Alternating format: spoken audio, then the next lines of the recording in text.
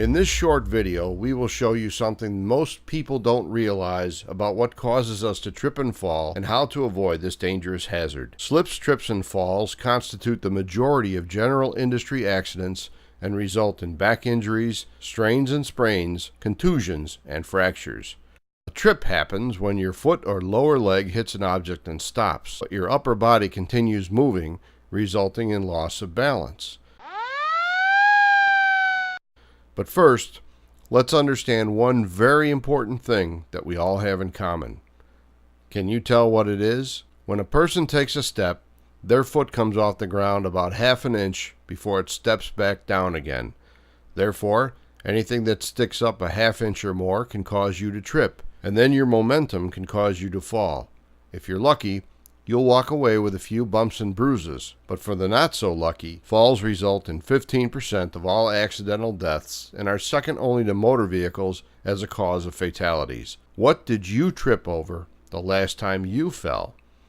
People tend to trip over things that we see all the time but don't normally notice. Things like a slightly curled up edge of a carpet or mat, extension cords, uneven walking surfaces like cracks in sidewalks or other walking surfaces, thresholds in doorways, tools, even those cute little pets snoozing in doorways cause hundreds of falls every day. Can you spot the trip hazards in this photo? Here's one where the surface changes elevation about an inch, and another change in elevation. Would you see this one? And two more changes in elevation, each more than half an inch.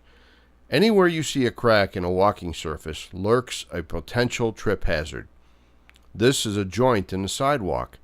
Hard to see, but the difference here is almost 3/4 of an inch, more than enough to cause a fall.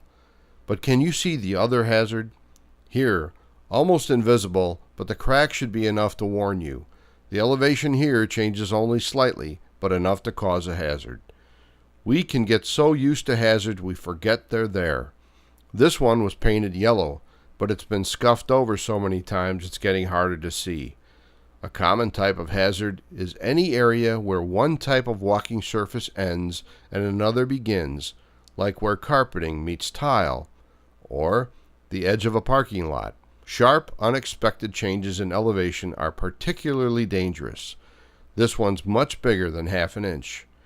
A warning could save a terrible injury or even a life, maybe your own. A simple door threshold sticks up enough to trip anyone walking in or out. Hazards hide in plain sight, especially if the lighting is bad or if we are doing something that blocks our vision. Pay attention. If you're walking and texting, reading, daydreaming, or doing anything other than not paying attention to where your feet are going, you might as well be walking blindfolded because your eyes are not working for you, they're distracted. You can avoid injury because tripping and falling is preventable. Keep in mind that it's the little things we don't normally look for that can hurt us the most. As you're walking today, how many trip hazards can you spot? At work, at home, in the parking lot, or wherever you go. Remember, it only takes half an inch to change your day for the worse. Use your eyes and be aware of those little trip hazards as you walk. Thanks for watching and have a safe day.